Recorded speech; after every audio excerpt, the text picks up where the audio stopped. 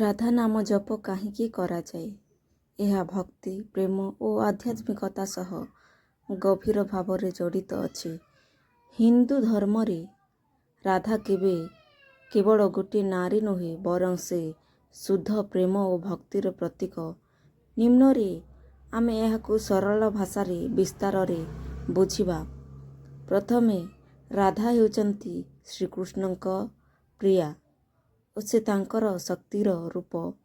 ଯେପରିକି ସୂର୍ଯ୍ୟ ଓ ତାହାର ଆଲୋକ ଅଲଗା ହୋଇପାରିବେନି, ସେପରି କୃଷ୍ଣ ଓ ରାଧା ମଧ୍ୟ ଅଲଗା ନୁହେଁ। ରାଧାଙ୍କୁ କୃଷ୍ଣଙ୍କ ହୃଦୟର ରାଣୀ ବୋଲି କୁହାଯାଏ। ରାଧାଙ୍କୁ କୃଷ୍ଣଙ୍କ ହୃଦୟର ରାଣୀ ବୋଲି କୁହାଯାଏ। ତେଣୁ ରାଧାଙ୍କ ନାମ ଜପ କଲେ କୃଷ୍ଣଙ୍କ କୃପା ସହଜରେ ମିଳେ ବୋଲି ଭକ୍ତମାନେ ବିଶ୍ୱାସ କରନ୍ତି। ଦ୍ୱିତୀୟତଃ, ରାଧା ଶବ୍ଦର ଅର୍ଥ ହେଉଛି ଯେ ଆରାଧନା କରେ ଓ ଯାହାଙ୍କୁ ଆରାଧନା କରାଯାଏ। ଏହାର ଅର୍ଥ ହେଉଛି ରାଧା, କେବଳ ରାଧା। ରାଧା ହେଉଛନ୍ତି ଭକ୍ତିର ସର୍ବୋଚ୍ଚ ରୂପ। ଯେତେବେଳେ ଆମେ ରାଧେ ରାଧେ ଜପ କରୁ, ଆମ ମନ ଶୁଦ୍ଧ ହୁଏ ଓ ଭଗବାନଙ୍କ ପ୍ରତି ପ୍ରେମ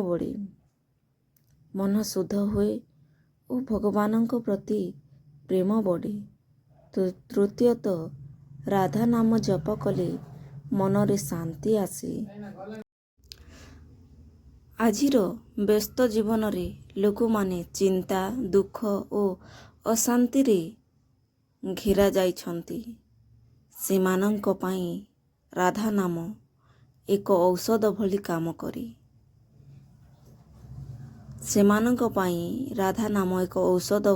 କରେ।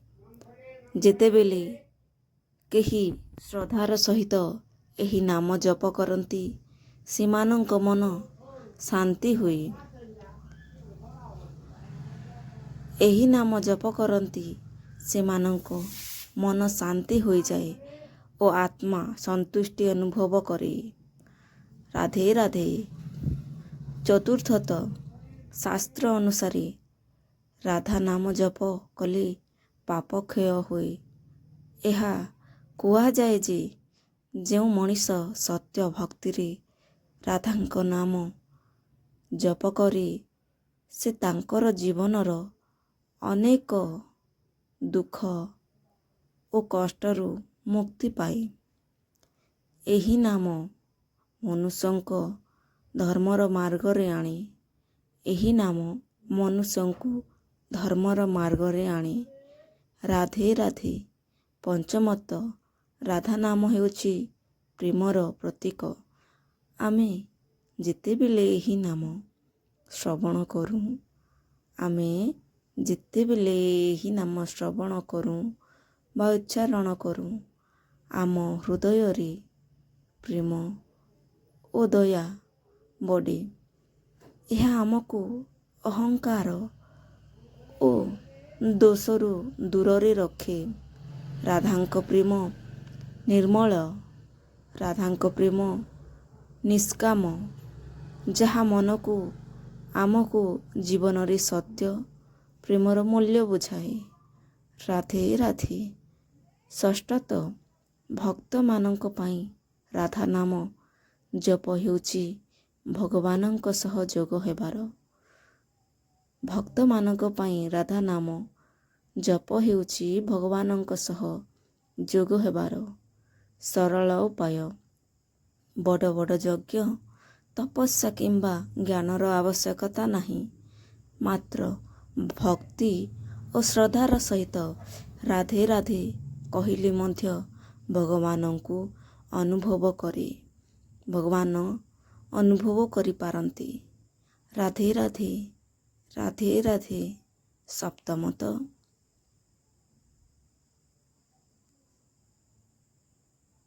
ରାଧାଙ୍କୁ ଚରଣ କରୁଣାର ଦେବୀ ଭାବେ ମନାଯାଏ।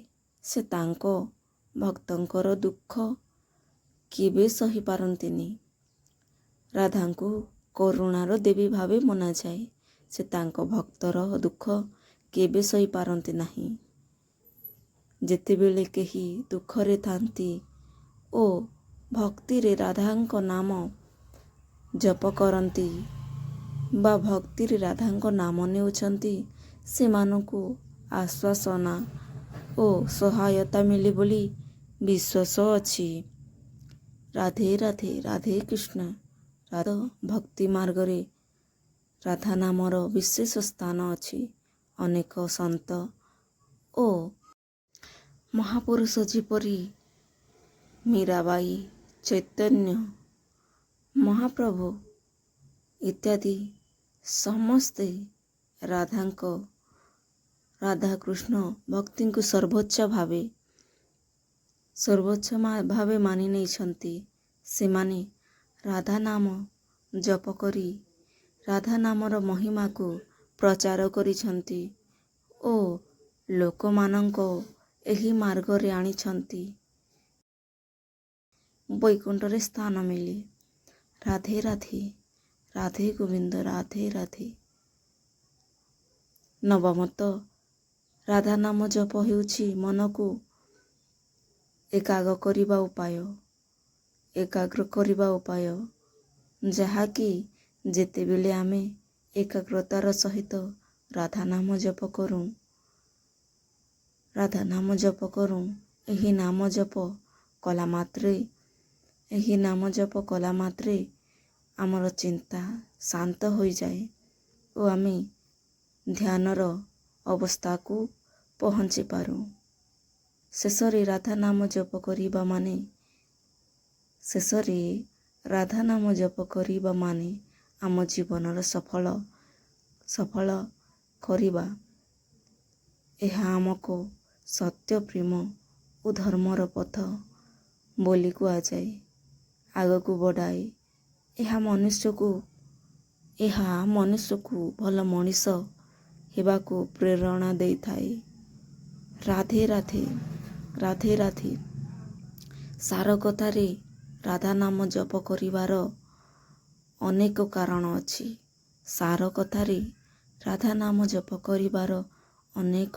ଅଛି।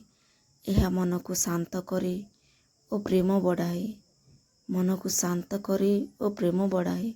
ପାପ କ୍ଷୟ କରେ ଓ ଭଗବାନଙ୍କ ସହ ଯୋଗ ସୃଷ୍ଟି କରେ। ଯଦି ଆମ ସତ୍ୟ ଭକ୍ତିରେ ଏହି ନାମ ଜପ କରୁ, ତେବେ ଆମ ଜୀବନ ଶୁଭମୟ ହୁଏ, ସୁଖମୟ ହୁଏ ଓ ସଫଳ ହୁଏ। ରାଧେ ରାଧେ, ରାଧେ ରାଧେ। ଏହିପରି ରାଧା ନାମ କେବଳ ଶବ୍ଦ ନୁହେଁ। ଏହିପରି ରାଧା ନାମ ଗୋଟିଏ ଶବ୍ଦ ନୁହେଁ। ଏହା ଏକ ଶକ୍ତି, ଏକ ଭାବନା ଓ ଏକ ଆଧ୍ୟାତ୍ମିକ ମାର୍ଗ, ଯାହା ମଣିଷଙ୍କୁ ଭଗବାନଙ୍କ ସମୀପକୁ ନେଇଯାଏ। ରାଧେ ରାଧେ, ରାଧେ ରାଧେ, ରାଧେ ଗୋବିନ୍ଦ କହିବା ମାନେ ଜୀବନରେ ପ୍ରେମ ଓ ଶାନ୍ତିକୁ ଆମନ୍ତ୍ରଣ କରିବା ବା କରିଥାଏ।